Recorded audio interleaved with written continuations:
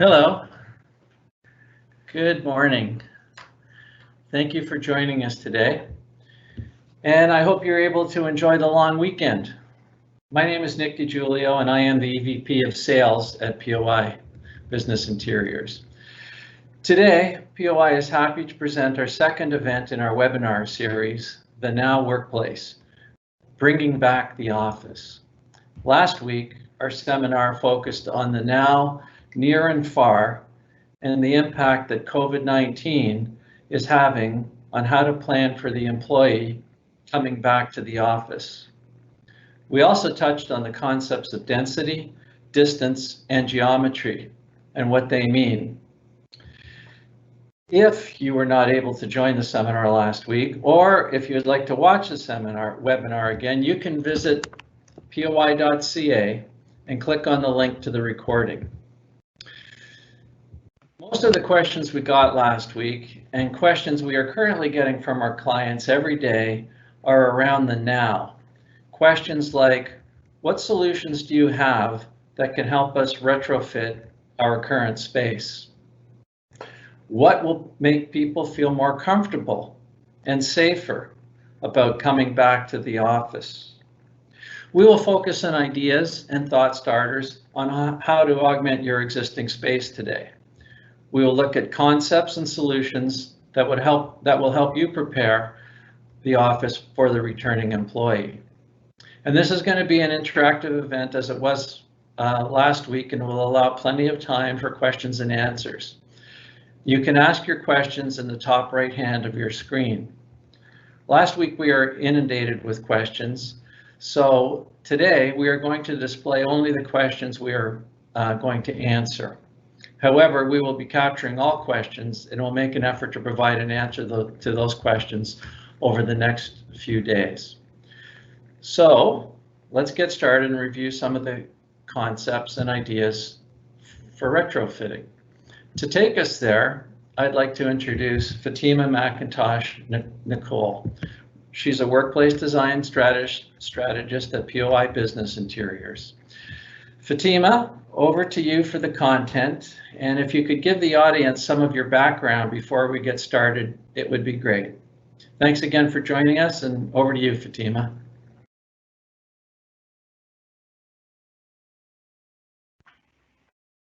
Thank you, Nick, and again, welcome and thank you for joining us today. I'm a registered interior designer, and as a workplace design strategist with POI, my role is to collaborate with our clients and their design consultants to develop creative and innovative workplace solutions that support their organizational objectives. This pandemic has created a unique set of challenges for all of us because today's workplaces were simply not designed to mitigate the spread of pathogens. They are designed to inspire creativity, fuel innovation, support agility, promote teamwork, and foster collaboration.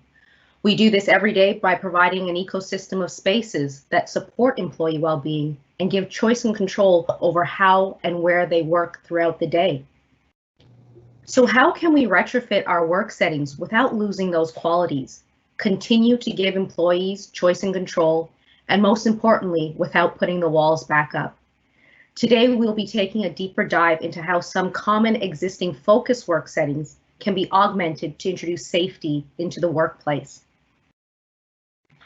Building on our previous webinar, where our Steelcase partners provided strategies and recommendations that can help organizations navigate this crisis across 3 time horizons, the now, the near, and the far. The focus of today's webinar is in the now, whereby most organizations will need to bring back their employees in waves. Not all of us will be coming back at once, and where the focus for organizations will be on retrofitting what they already have. For those of you who are unable to join our first webinar, I would encourage you to download the Steelcase guide, which takes an in-depth look at each of these horizons. In the now, Steelcase outlined that retrofit changes include addressing the considerations you see outlined here. As we explore augmenting existing work settings, the focus will be primarily on adding division to address the needs and concerns that we've heard from our clients. The solutions presented will focus on what can be added to the work surface in particular, and mobile solutions that offer flexibility. What I want to emphasize here is that adding division in the workplace is just one part of a common sense approach that adheres to government and global health guidelines to prevent the spread of pathogens. Each of these considerations you see outlined on the screen plays a key part.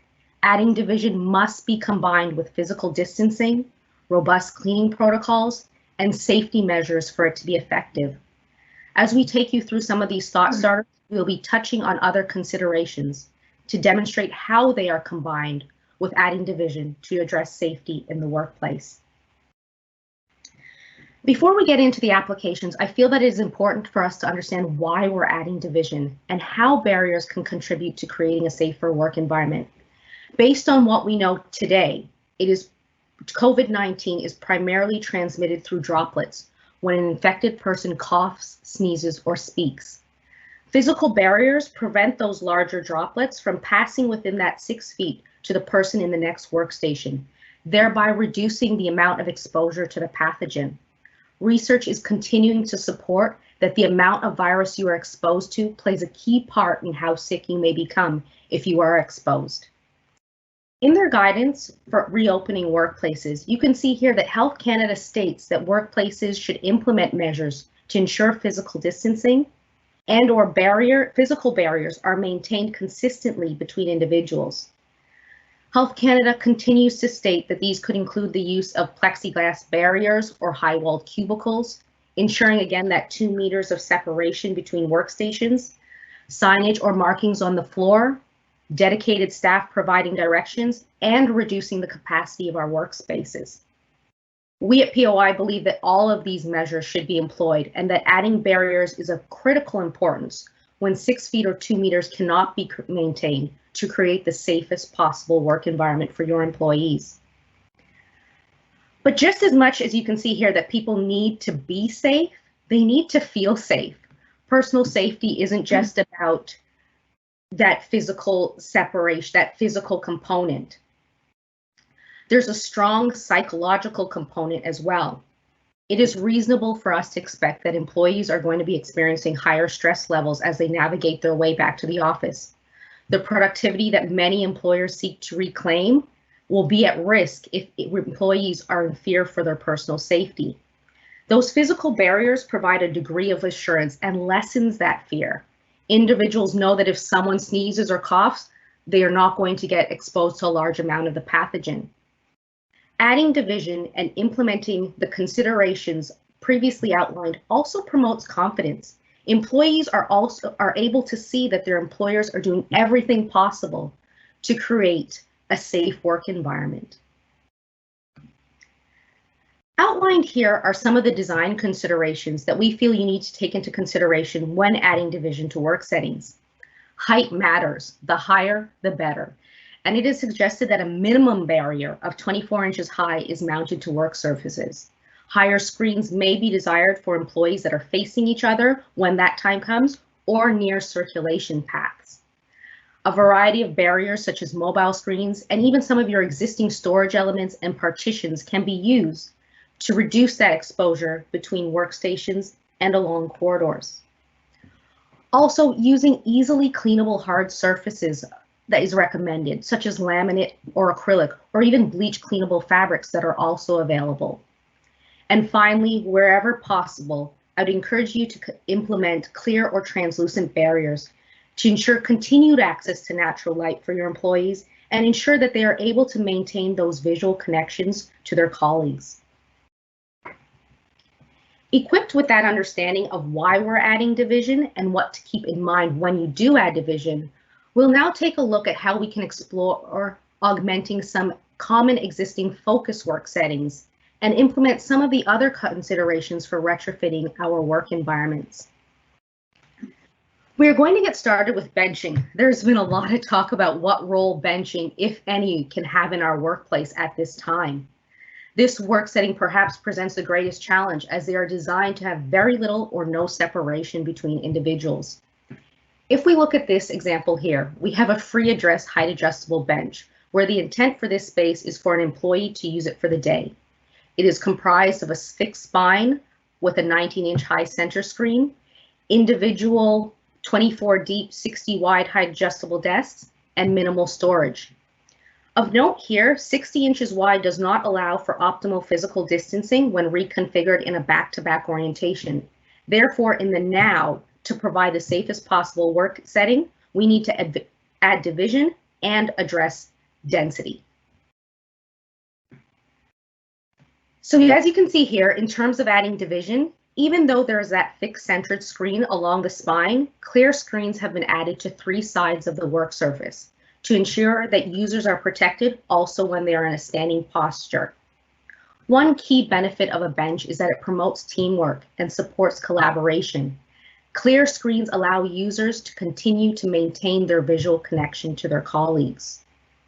Writable, movable clear screens support collaboration and provide a functional barrier along corridors. We have also addressed density here, whereby we've only placed screens on 2 work surfaces. Therefore, in the now, a 4-person bench provides seating for 2. In addition, open storage has been replaced with closed storage to protect user belongings.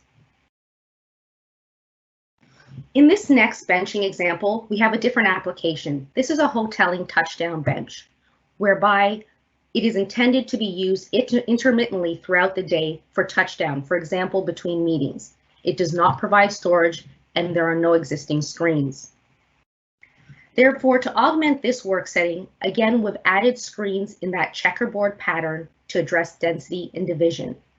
In this particular application, we've included translucent screens that allow for light transfer and provide privacy if desired. Of note here, we've added a mobile sanitation station. These are of particular importance for areas that may be used, such as this bench, by multiple individuals throughout the day. They provide a place for users' personal belongings and reinforce and support clean in and clean out policies with readily available supplies. Mobile high screens have been placed along the corridor to provide separation and boundary for both seated and standing postures for individuals located along the corridors. Now that we've looked at these concepts, let's see how they can be applied and work together on a floor plan example. Currently here we have a touchdown height adjustable bench with very little separation, low privacy screens, and circulation paths on either side of the bench, as well as open collaborative spaces. We augment the setting by adding clear screens to the height adjustable work surfaces so employees can maintain that access to natural light and their connection to one another. Mobile writable screens are provided to the employees along the corridor to provide that boundary. Again, cleaning is promoted and supported with those mobile sanitation stations. And here also you can see we've removed one of the chairs from the high top collaboration space, as that setting did not allow for that minimum physical distance of 6 feet between users. We've also added an additional boundary in between this shielded collaborative setting. Moving on to some fixed height benching applications. In these applications, we do not have to accommodate multiple postures. In this particular application, we have a resident fixed bench with a 24-inch high center screen along the spine, minimal territorial division provided by low side screens. In this application, as we already have a 24-inch high screen, our focus is on providing boundary and separation along the corridors and between users. We've augmented this bench with a combination desk floor side screen. It provides a functional surface for visual thinking, and clear floor panels allow users again to maintain that important visual connection to their side-by-side neighbors. This is important because it is human nature to stand up if you cannot see the person next to you when speaking. These panels support that visual connection while maintaining that physical barrier in a seated posture. In our next benching application, we're moving from resident to a hoteling bench, where users again touch down intermittently throughout the day. Very little boundary is typically provided in these types of settings. In this solution, we've added clear fixed desk shields that are 24 inches high. providing shielding on all sides of the work surface. A cutout is provided for access to power and data connections. We've also addressed density here again by providing screens in a checkerboard pattern, whereby again in the now, a 4-person bench provides seating for 2. Existing mobile whiteboards can be user added to provide additional boundary along corridors. Again, of particular importance, a shared surface has been repurposed to provide that sanitation station that provides masks, gloves, disinfectant wipes, and sanitizer, again, to support new cleaning and safety protocols.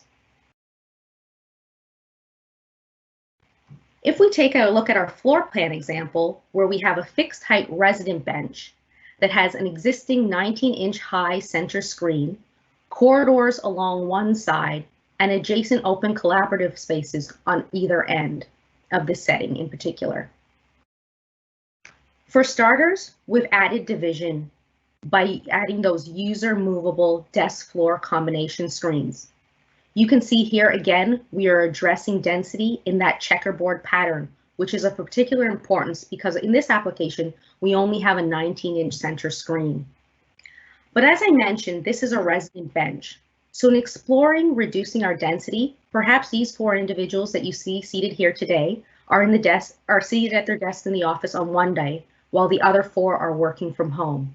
When those other 4 come into the office, they can move these screens to provide shielding and boundary at their desk, therefore optimizing your investment and the use of these types of boundaries. We do not have to put screens at every desk when we have user movable options. Next, we are going to take a look at some workstation applications, moving on from benching. Here we have a very open, height adjustable workstation typical with a shared collaborative space in the center. In addressing division here, we've replaced that collaborative table that did not support that minimum 6 feet distance between users with a mobile screen. This screen not only provides shielding, but it's an important territorial boundary that provides visual and physical cues signaling where one person's personal space ends and the other begins. We've also added translucent color panels here, acrylic panels, to replace that fixed fabric privacy modesty screen to provide shielding on all 3 sides of the work surface so that the user is supported in both a standing and seated posture. In this next scenario, we have a panel-based resident height adjustable workstation application with storage along the spine. In this particular application, as you can see, we have sufficient boundary to provide shielding in a seated posture, but not in a standing posture. Therefore, in this application, we've augmented the work surface with frosted acrylic privacy panels on all 3 sides to shield the user also in a standing position. This is very important because we want to continue, especially at this time, to support employee well-being. This will allow them to continue to reap the benefits of being able to change postures throughout the day. Taking these concepts and applying them to the workstation applications, we can see here how they can be applied to this particular work setting on a floor plan example, where we have a shared collaborative table, adjacent open collaborative spaces, and other workstations on either side. We've again replaced that collaborative table that did not support that minimum physical distance of 6 feet between users with a mobile screen to provide again that territorial and physical boundary. The existing privacy and modesty screens have been replaced with those acrylic privacy modesty panels on 3 sides to support all postures. And here I'm showing that we've added tall mobile screens to provide boundary between open collaborative spaces and the workstations.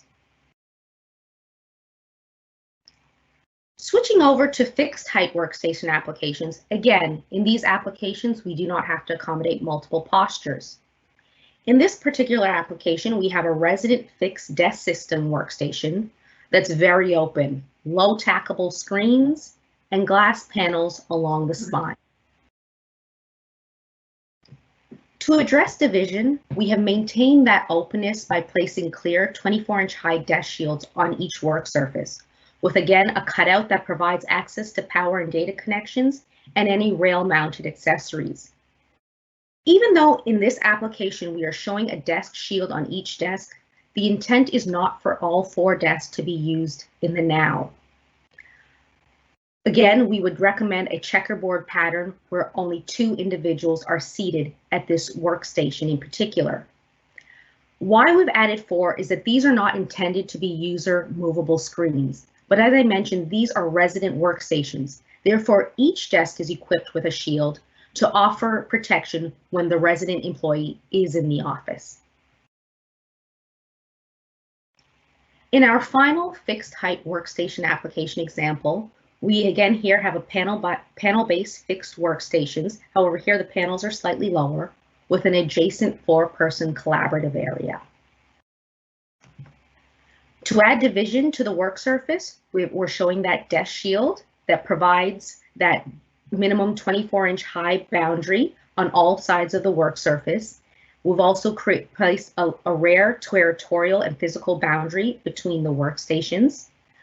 We're showing a 78-inch high mobile screen that separates the workstations from the collaborative area. And finally, in that collaborative area, we're supporting smaller meetings and ensuring that minimum physical distance is maintained by removing 2 of the seats. So again, we've gone from a 4-person table, reducing the density and allowing for physical distancing by making it a 2-person meeting space. On our floor plan example, we're showing here a fixed manager's workstation located along a corridor with an adjacent collaborative space. To provide this manager with shielding along the corridor, we're showing that desk shield that provides that boundary. A mobile screen has been provides territorial and physical boundary between the workspace and that meeting space. We've also removed one of those chairs from the collaborative area, again to reinforce smaller meetings and maintain that recommended physical distance. Not shown, but additional mobile screens can be used when required to provide additional shielding to all sides of the collaborative space when in use to support user comfort and provide boundary. Lastly, we're going to take a look at some 120-degree planning. It again presents challenges as well, as this planning in its very nature is dense. We have a number of people sitting in a small area, all facing a central point. Therefore, a number of strategies need to be employed to make this free address 120 work setting safer. Here we have height adjustable desks. Therefore, shielding is required on all sides of the work surface to protect employees when they are in a standing posture. Chairs have been removed and screens have been omitted from desks to reinforce again in the now reducing density. Again, the intent is not for all desks to be used in the now.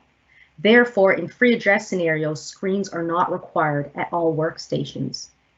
We've also removed that center collaborative table that did not support physical distancing.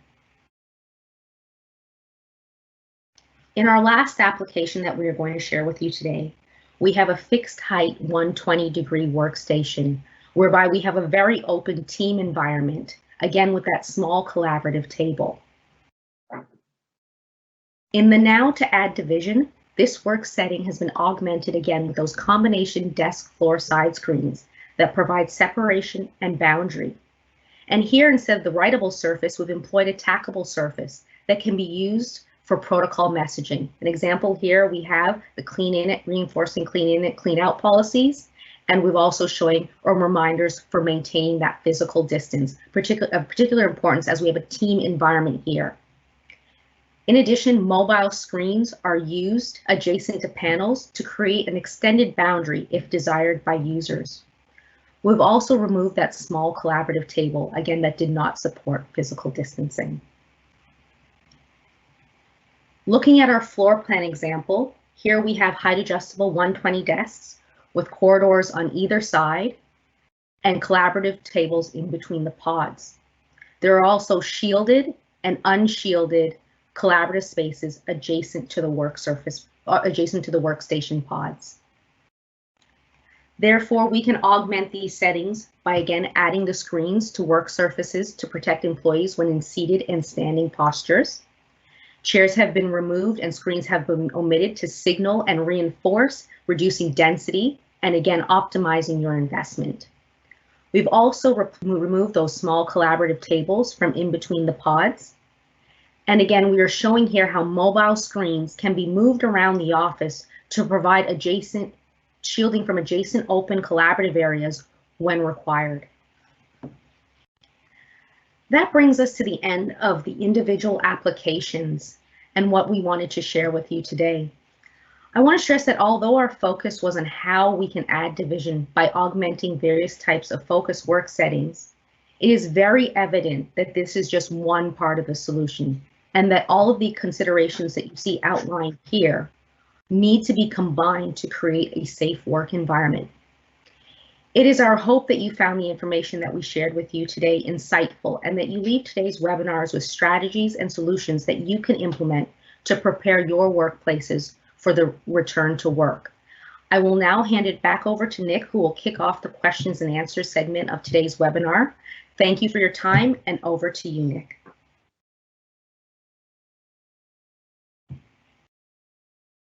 You're on mute, Nick.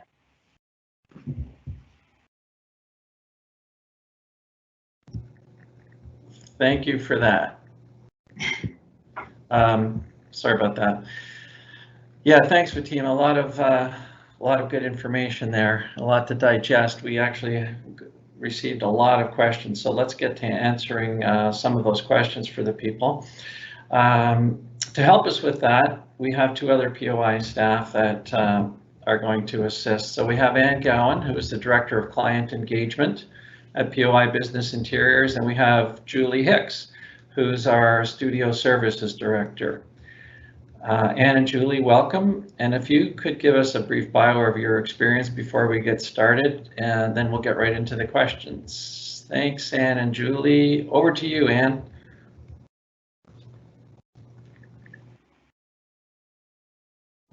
Good morning, everybody, and thanks so much for joining.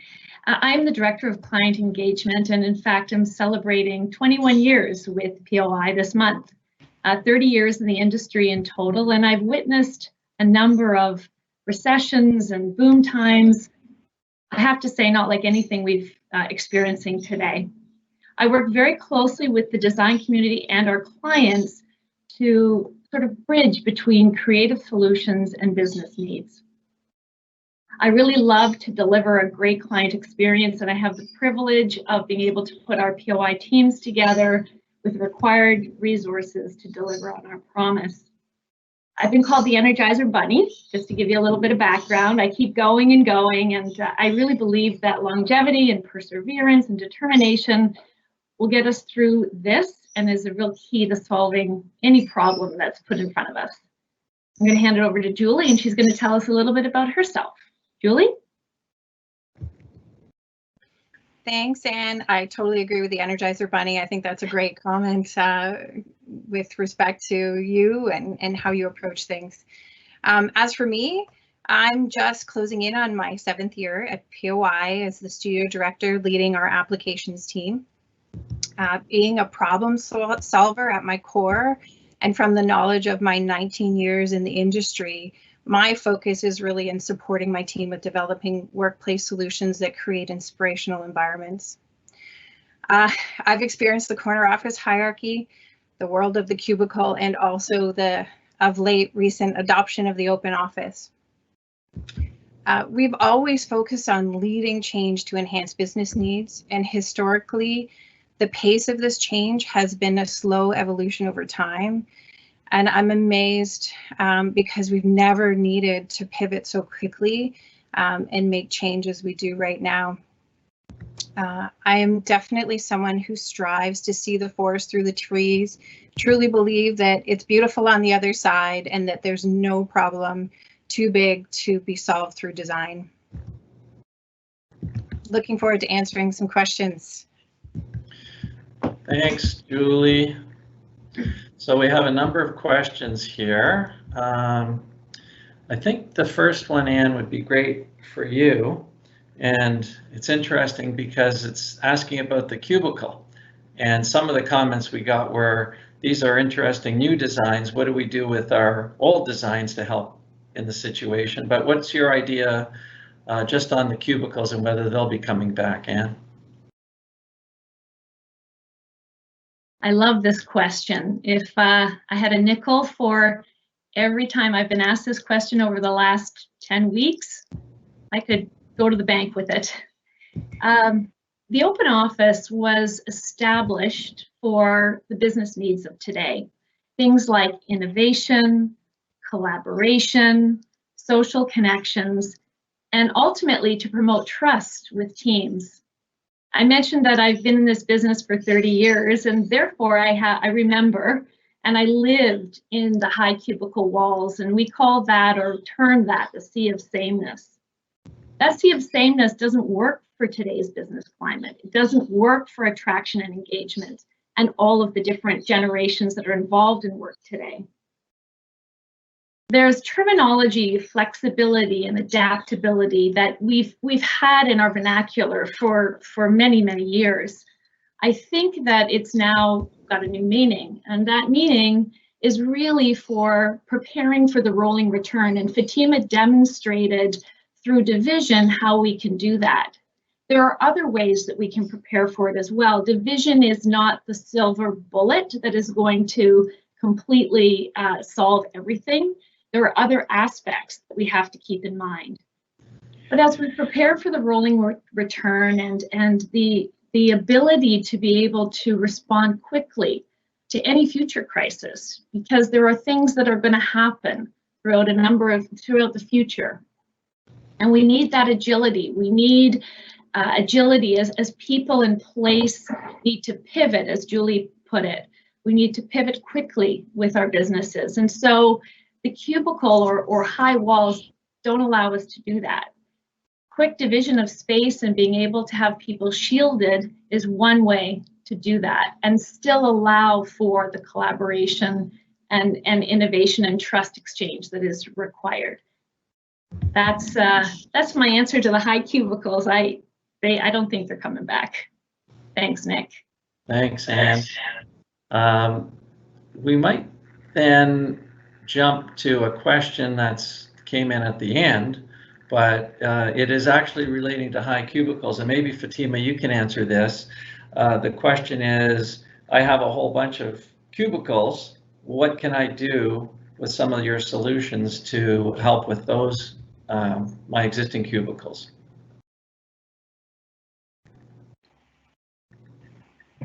Thanks, Nick. If you already have existing high cubicles that provide that protection for individuals when they're both in a seated and standing postures, our next recommendation there is density.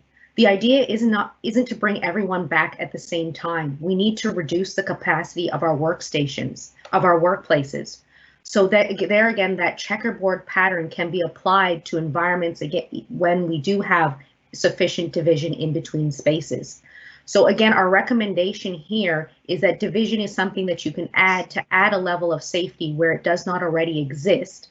But again, it has to be coupled with those other strategies that you saw outlined on that screen, such as reducing density. I hope that answers the question.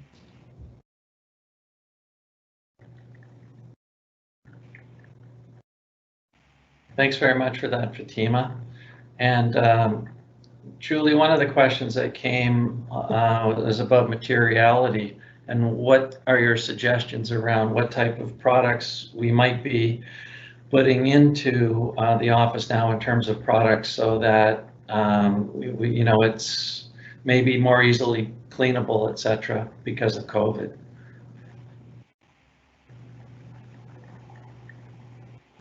Thanks, Nick. Yeah, this question has definitely been top of mind for many. We've heard it asked a number of times. I really honestly think we don't have to start from scratch, and we definitely don't have to throw everything out that we already have. There's some obvious things with respect to materials and a movement towards surfaces like glass and acrylic and laminates, just because of their cleanability. But what this really is about is how we can disinfect the surfaces that we do have.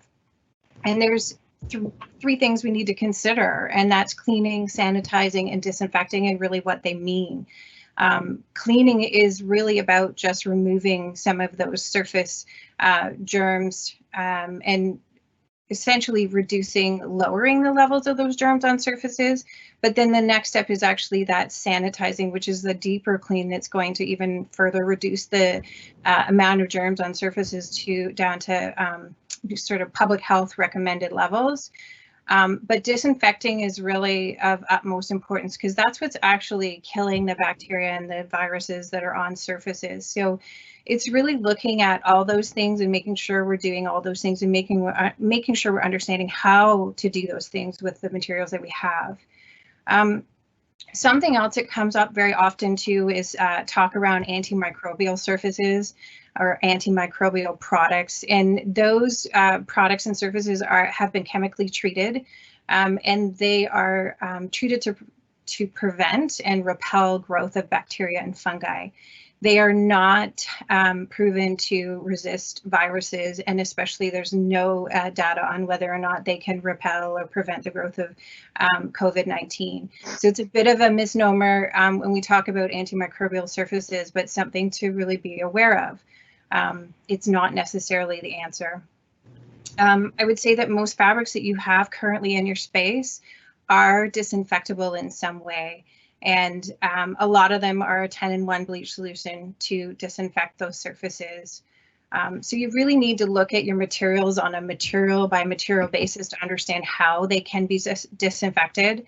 And it's definitely something that we at POI have access to that information. So looking at what you have in your space and getting those data sheets and those cleaning information on the products that you have in your space is something that we can help you with.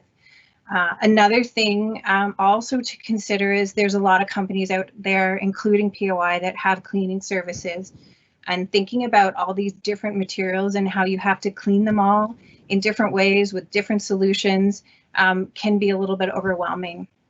So utilizing a cleaning service in order to help you take that load off of your shoulders to have to do all that different cleaning is something that might be worthwhile considering when you're looking at all these different materials you have.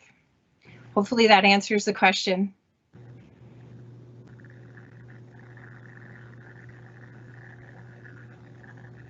Thanks, Julie, for that. A couple of questions we got around is how soon can I get these products in the different variations that we have, and I'll leave that one for Anne. If you could answer that, Anne. These. Thanks, Nick. Yes, as we were going through and we've been learning a lot over the last 10 weeks, we wanted to make sure that the products that Fatima had in her renderings are products that are available now, because you're preparing for the rolling return and you want to be able to provide these products now.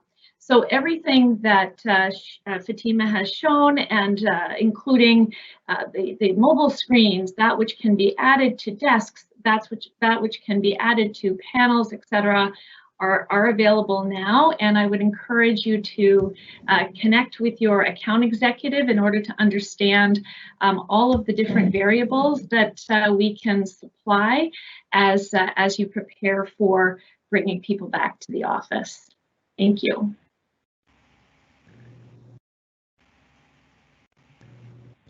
Thanks very much, Anne.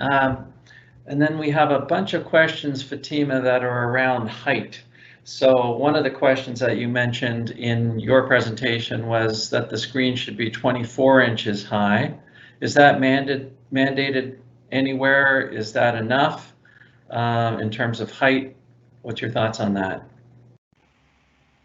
Thank you for the question, Nick. No, it is not mandated, but it is recommended based on what we know about our optimal ergonomic positioning and neutral postures. So if we take a 5-foot individual and a 6'4" individual, we know that their optimal seat heights are 16 inches and 20 inches respectively. And we also know their keyboard heights in their positions at standing and at seated. Therefore, 24 inches covers that range from 5 feet to a 6 foot, 4 foot individual to protect them, to provide shielding from the top of their head to their work surface. So that's why we're recommending a minimum of 24 inches.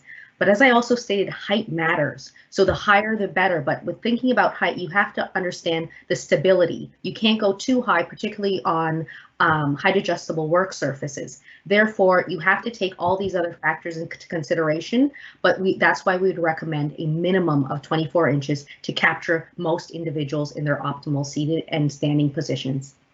I hope that answers the question. Thank you. Yeah, thanks very much. Thanks, Fatima. Question for you, Julie. The question is,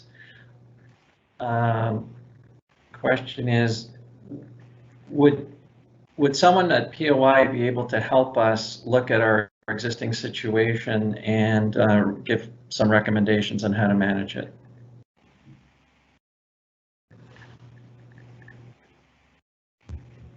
Absolutely, Nick. We actually have worked with a number of our clients already to overlay all of these things that Fatima has been talking about, density, geometry, and even shielding, to help them understand what the safest way, the best way to bring back their employees and still maintain all those great things that they originally had put in place in their spaces. So looking at, that slow rolling return, checkerboarding folks in their desks, looking at traffic patterns, not just your main traffic flow, but really how do we access the workstation, and how effective is that checkerboard pattern when we're talking about travel distances and navigating your way through space. Are there any possibilities where we can reorient some existing spaces or workstations, or even looking at the geography of some of those collaborative spaces and how we could change those to also promote social distancing and give their employees cues as to how to maintain those physical distance parameters and protocols. And then obviously shielding is something else that is that other level of psychological safety and physical safety that we've discussed with a number of our clients. So absolutely, we're here to help. We're all in this together, so anything we can help with or share, we'd love to help you out. Thanks, Julie. And Anne, a question for you. Do you believe that these geometric redesigns and additional shielding and walls will be temporary, or are they of permanent nature? Thanks, Nick. Yeah, that's a very good question, and I think that when you look at it, or the psychological effects that are currently in, I think, all of our minds, is this going to be the new normal? I would say that you want to make sure. I don't think they're permanent, and that is why we want to make them as movable and as adaptable as possible. One of the things we want to think about when you're looking at your space is the repurposing of these items, because as things change and as we evolve and as we move into the future, these are pieces that we could use in other areas. And so I think for the foreseeable future, they are semi-permanent. And I do believe that there will be areas within the office place that all of these things can be repurposed and reused. And so really think about that as you're looking at your space and you're working on your solutions, is how will these pieces be good for now, and perhaps in the near, and perhaps in the future as well, so that you're really leveraging your investment. Thanks. Thank you very much, Anne. And Julie, question is there a formula to determine density in the office?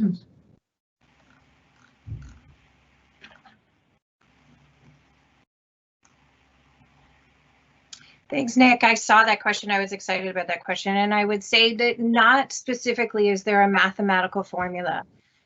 What we have been looking at is both that 6 foot physical distance circle around individuals and looking at them in a fixed position at their desk, as well as looking at that extended circle, that 12-foot circle that really helps me to travel through the space and confirming where those tricky spots are, where that one person sitting in the middle of a pod of 6 has, or 6 or even 4, has difficulty actually getting past to their workstation because there is somebody sitting in that first seat. So I wouldn't say necessarily that there's a formula, but we have to look at how they're affected when they're sitting in their physical spot, as well as how they're affected when they're just trying to travel to their spot.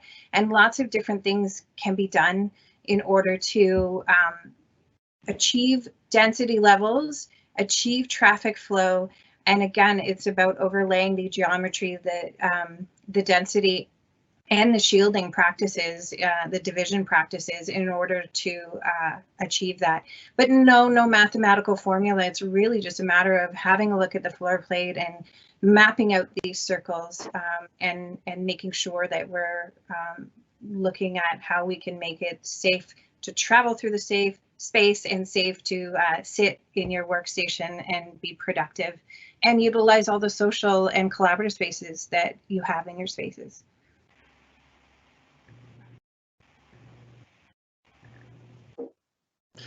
Thanks very much, Julie. There's a number of questions around the reception area and what suggestions do you have for reception? I guess we focus primarily on sort of the workstation area, Fatima, but I do know we have solutions for reception as well. Can you elaborate on that, please? Thanks, Nick. Yes, we do have solutions for reception desks. Reception desks are very customized, so we need to take a particular look at your reception desk, but we've seen a number of either fixed applications or temporary applications. We've actually had a lot of customers reach out to us for adding sneeze guards or different plexiglass screens to their counter surfaces. So it's just a question of us taking a look at what you have, and we'll be able to provide you with a solution, again, because typically they're very highly customized in terms of their width and their size. So yes, at POI, we have solutions that are readily available for counters as well. Thanks, Nick. Thanks very much. Thanks, Fatima. There's still a few more questions that I think we should probably address. There's a lot of questions, Anne, about timing for these products and availability, and I know we touched on that earlier. What about variability of solutions for the clients? Can you elaborate on that a little bit? Sure. When you say variability, Nick, can you maybe define what like you what? Yeah, it looks like it's about it's sort of.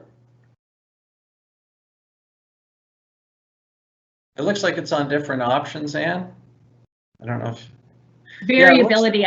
Yeah, variability. It looks like they're talking about different options that we have beyond what we showed in our presentation today. Yes. Okay. Thank you. Not on. Wait a sec. There you go. Thank you. Yes, variability. Absolutely. What we wanted to show you today were products that are from our vendor partners that are available now. This is a very fluid situation, as we keep saying, and things are evolving, and so are product solutions. Steelcase is coming out with a number of different ideas and products as it relates to the now, near, and far. I'm happy to say that Steelcase has ramped back up again as far as manufacturing, and we're really excited about that and being able to incorporate their wonderful research and everything that they've done based on science in order to adapt your work environment. So there is variability. There will be more to come.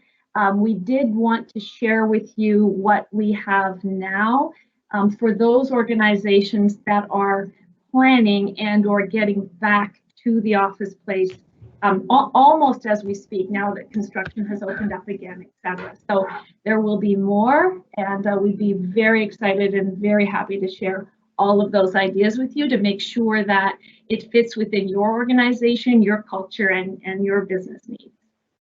I hope that answers that question, Nick, on variability. Thank you, Anne. That was great. The hour is almost coming to an end, so I would like to first of all thank all of you folks that joined us. Really appreciate you taking the time.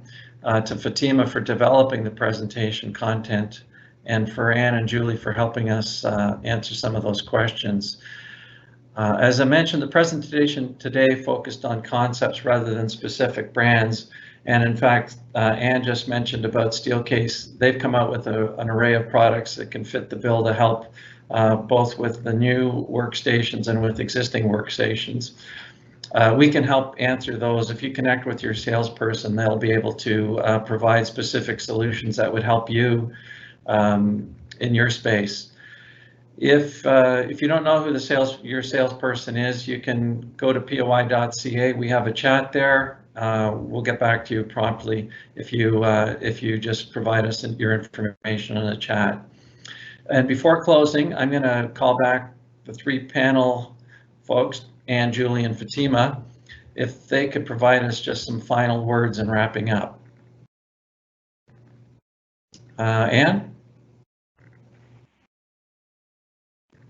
Sure, that sounds great. I would love to do that. I guess just the parting words is really to emphasize the power of place and the power of the workplace. We are very focused right now on making it safe, which is exactly what we need to be doing. But we also need organizations, and we know this, that leveraging the power of the people is really where the rubber meets the road, if you will. So we need to collectively solve these issues, and we collectively solve our business issues through, and we've said it, exchange of ideas and innovation, social interactions, building brand and culture. You need to have an office place, a place for people to go to build brand and culture. And so, you know, it's the next normal, I guess, is what we're calling it for now. We're here to help you when your organization is ready. And when you're ready, willing, and able, we'd love to assist in anything that suits your particular needs. So I'm going to hand it over to Julie to give her closing comments. Thanks, Anne. I think my closing comment is really about choice and control, and how choice and control hasn't changed, just has become more important. I'm amazed that just a short few months ago, we were solving for business issues that included choice and control over where and how people worked within their workspace. We were working on design applications that address the need to change posture, access to privacy, enhanced collaboration through proximity to these harder working spaces and technology. And now the overarching need is to make people feel safe in order to encourage them to return to the workplace. I don't think we have to start all over again. I think we can still solve for these business issues while making people safe. I think we just have to remember to consider all the things that Fatima and Anne have talked about today, like the rolling return to the office, reducing the population in our workplaces, whether that's shifting people to work or reevaluating work from home strategies, achieving social distancing using density and shielding that, like Fatima showed you today, also looking at geometry and changing our collaborative spaces where we need to encourage and support social distancing. And then, of course, that enhanced cleaning protocol, establishing these cleaning protocols that are visible to our employees, that are have our employees participating, that clean in, clean out that Fatima mentioned earlier. You know, we need to give back some of that control to our employees and allow them to create spaces that are safe for them to come back to. Choice and control for how we work is more important than ever. Employees need to be able to be given the choice as to where they can do their best work and be safe, no matter where work happens. And I think that that is so important in the new normal, as Anne calls it, is really choice and control becomes about getting work done in our best place and doing it safely.